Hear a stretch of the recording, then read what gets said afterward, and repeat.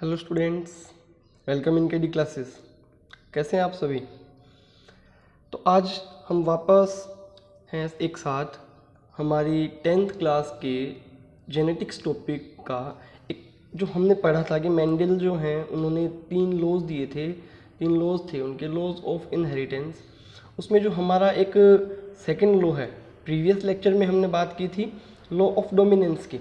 ठीक है, प्रीवियस जो लेक्चर था हमारा, उस लेक्चर में हमने लॉ ऑफ डोमिनेंस की बात की थी, जो हमारा क्लियर हो गया था। क्योंकि अब हम बात करते हैं हमारा जो नेक्स्ट लॉ है, लॉ ऑफ सेग्रीगेशन।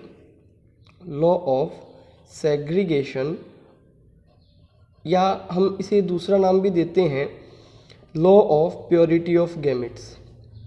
ठीक है, सेकंड जो मेंडल का लॉ था, लॉ ऑफ सेग्रीगेशन और law of purity of gametes. देखिए, जो लॉ ऑफ सेग्रीगेशन है या law of purity of gametes है, ये भी based on monohybrid cross.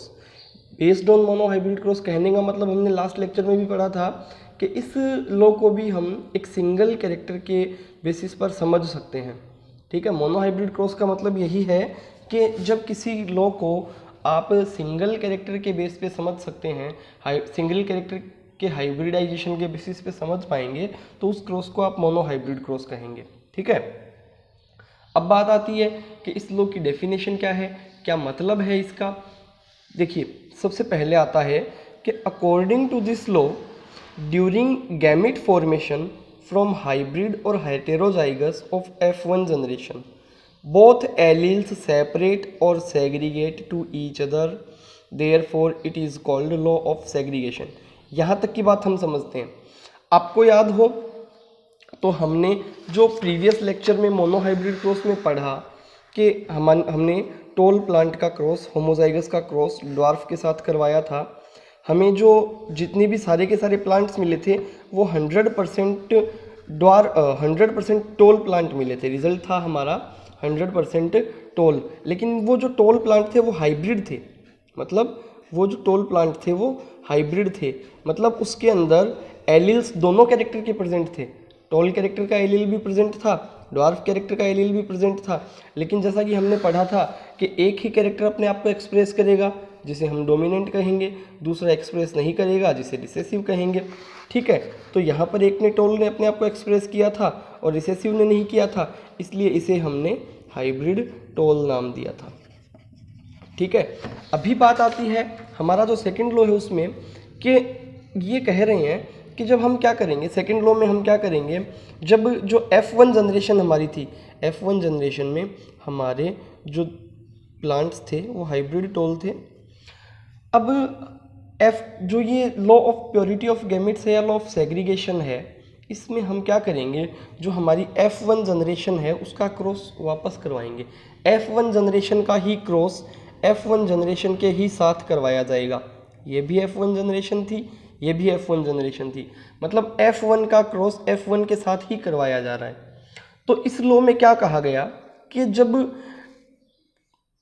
Heterozygous से गैमेट्स का फॉर्मेशन होता है, मतलब ये हेटेरोजाइगस है, इस हेटेरोजाइगस से जब गैमेट्स का फॉर्मेशन हो रहा है तो ये जो एलिल्स है ना, ये दोनों एलिल्स और ये दोनों एलिल्स सब एक दूसरे से अलग हो जाएंगे। ये सब एक दूसरे से अलग हो गए। क्या कहा जा रहा है, देखिए वापस लैंग्वेज को।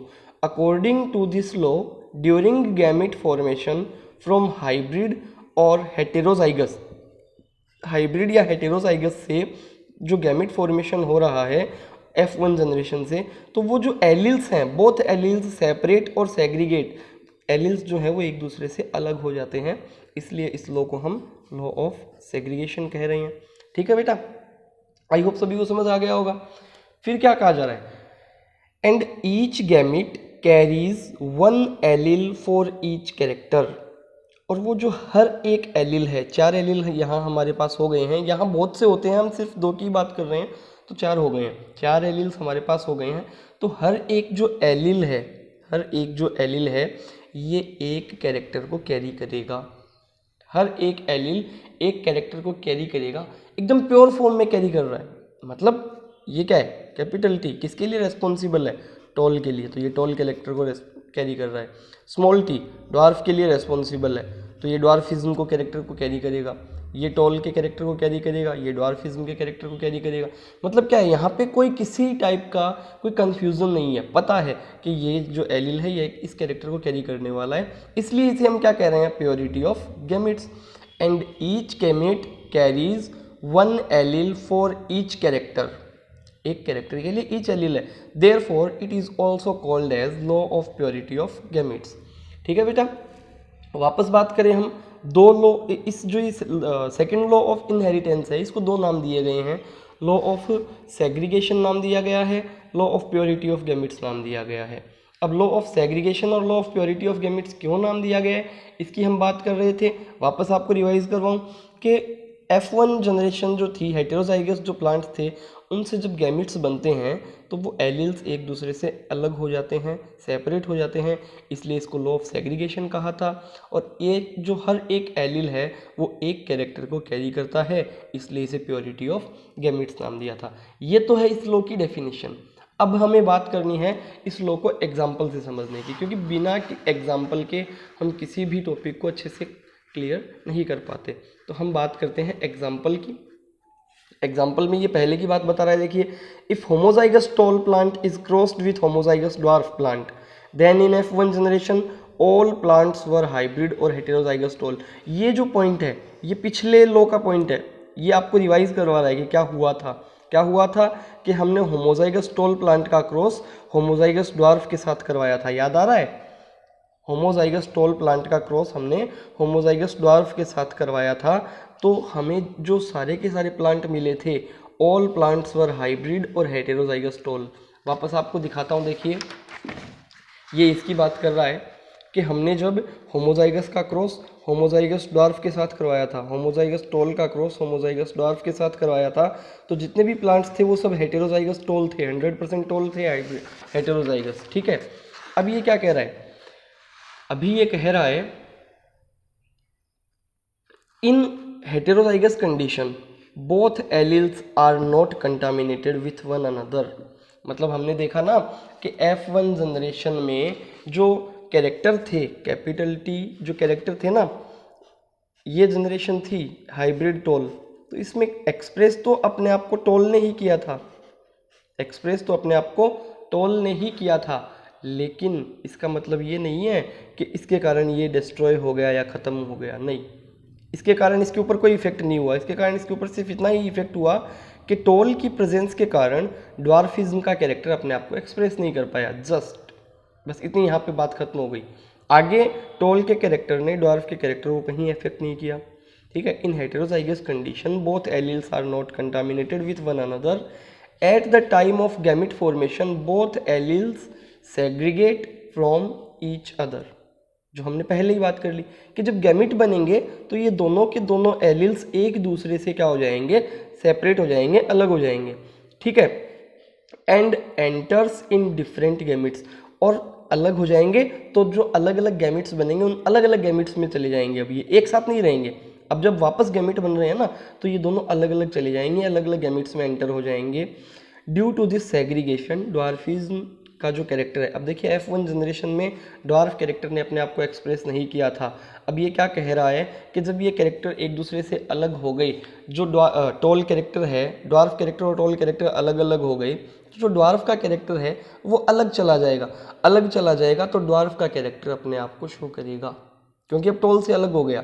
ड्वार्फ का कैरेक्टर तब तक अपने आप को एक्सप्रेस नहीं कर पाएगा जब तक वो टॉल के साथ रहेगा, लेकिन जब टॉल से अलग हो गया, सेपरेट हो गया, तो अपने आप को एक्सप्रेस करेगा।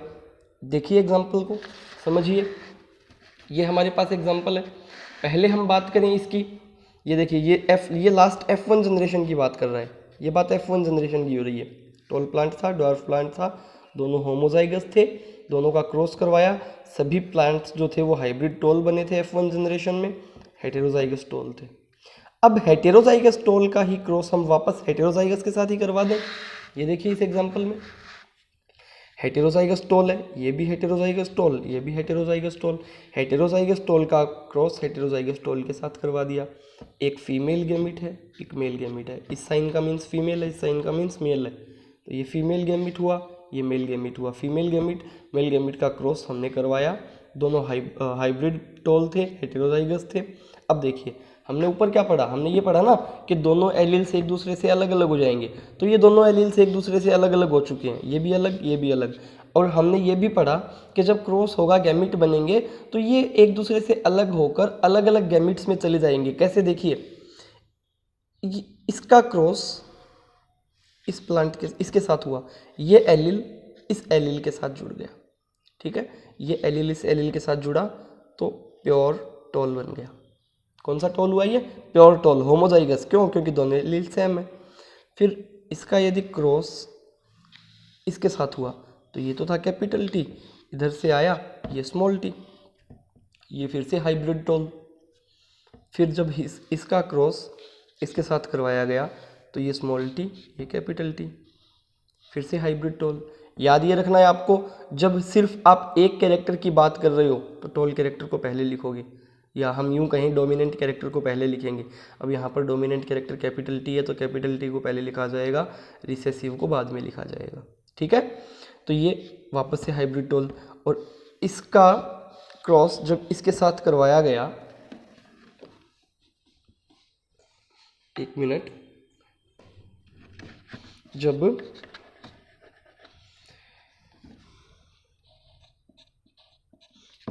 इसका क्रॉस इसके साथ करवाया गया तो ये बना रिसेसिव कैरेक्टर ड्वार्फ। अब देखिए क्या कहा था ऊपर पॉइंट में कि जो ड्वार्फ एलील है, ड्वार्फ वो एलील जो ड्वार्फ कैरेक्टर को रिप्रेजेंट कर रहा है, गैमिट फॉर्मेशन के टाइम वो एक दूसरे से अलग हो जाएंगे और अपने आप को इंडिपेंडेंटली क्या करेंगे, एक्सप्रेस करेंगे। यही यहाँ हो रहा है, ये अलग हो गए थे, ये इससे अलग हो गया, ये स्मॉल टी इससे अलग हो गया, तो दोनों ड्वार्फ कैरेक्टर अलग हो गए, दोनों ने मिलकर एक गैमिट बनाया जो होमोजाइगस था, ठीक है।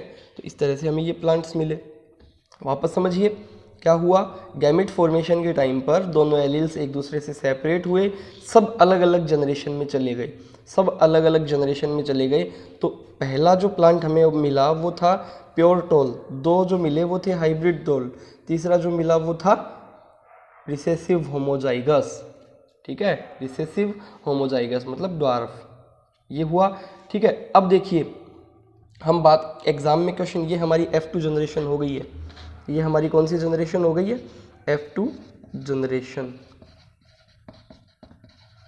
ये थी हमारी F1 जनरेशन। तो F1 जनरेशन का जब हमने F1 जनरेशन के ही साथ क्रॉस करवाया तो हमें F2 जनरेशन में ये रिजल्ट्स देखने को मिले। क्या रिजल्ट्स देखने को मिले? एग्जाम में क्वेश्चन क्या आता है देखिए, पहला हमने पढ़ा था लास्ट लेक्चर में कि फिनोटाइप क्या होता है। Phenotype means physical appearance. तो देखिए फिजिकल अपीयरेंस के बेसिस पे हम देखेंगे तो हमें या तो प्लांट्स टॉल दिखाई देंगे या प्लांट्स ड्वार्फ दिखाई देंगे। तो यहाँ पर आपसे कोई पूछे कि टॉल प्लांट कितने हैं, तो देखिए ये भी टॉल है, ये भी टॉल है, ये भी टॉल है, क्योंकि फिजिकल अपीयरेंस बाहर से आपको प्योर इम्प्योर का पता नहीं लगेगा, बाहर से आपको यही पता लगेगा टॉल है या ड्वार्फ है। तो बाहर से आपको 3 प्लांट टॉल दिखाई दिए, एक ये, एक ये, एक ये, तो 3 प्लांट टॉल हो गए और 1 प्लांट ड्वार्फ हो गया। तो यदि आपसे ये क्वेश्चन किया जाए कि मोनो हाइब्रिड क्रॉस की F2 जनरेशन, कौन सा क्रॉस चल रहा है ये? Monohybrid cross. Monohybrid cross की कौन सी generation? F2 generation. F2 generation का फिनोटाइप रेशियो, फिनोटाइप रेशियो क्या आता है? 3:1। फिर ये पूछा जाए कि मोनो हाइब्रिड क्रॉस की F2 जनरेशन का जीनोटाइप रेशियो बताइए, तो जीनोटाइप रेशियो 1:2:1। कैसे? देखिए एक प्लांट आपके पास प्योर टॉल है, एक प्लांट आपके पास प्योर टॉल है, 1 आ गया, ठीक है। एक 2 प्लांट आपके पास हाइब्रिड टॉल है, हाइब्रिड टॉल है, 2 आ गया। 1 प्लांट आपके पास ड्वार्फ है, 1 आ गया। तो ये जेनेटिक कॉन्स्टिट्यूशन है। जीनोटाइप का मीन हमने क्या पढ़ा था? जेनेटिक, जीनोटाइप का मीन्स पढ़ा था जेनेटिक कॉन्स्टिट्यूशन। तो देखिए जीन स्ट्रक्चर के बेसिस पर ये 2 प्लांट एक दूसरे से मैच हैं, तो हमने यहाँ पर लिखा 2, ये एक अलग है तो यहाँ लिखा 1, ये एक अलग है यहाँ लिखा 1। तो जीनोटाइप रेशियो F2 जनरेशन का, मोनो हाइब्रिड क्रॉस की F2 जनरेशन का जीनोटाइप रेशियो क्या आया? 1:2:1। मोनो हाइब्रिड क्रॉस की मोनो हाइब्रिड क्रॉस की F2 जनरेशन का फिनोटाइप रेशियो क्या आया? फिनोटाइप रेशियो आया 3:1। ये है हमारा लॉ ऑफ सेग्रीगेशन और law of purity of gametes. आगे जो नेक्स्ट लेक्चर हमारा आएगा उसमें हम वापस बात करेंगे किसके बारे में, हमारा एक लेक्चर जो है उसमें हम बात करेंगे हमारे back cross, test cross and out cross. तो नेक्स्ट लेक्चर में हम इन टॉपिक्स के बारे में बात करने वाले हैं। प्रीवियस लेक्चर में हमने पढ़ा लॉ ऑफ डोमिनेंस, आज के लेक्चर में हमने पढ़ा लॉ ऑफ सेग्रीगेशन या law of purity of gametes. Next topic में हम क्या पढ़ेंगे वो मैंने आपको बताया।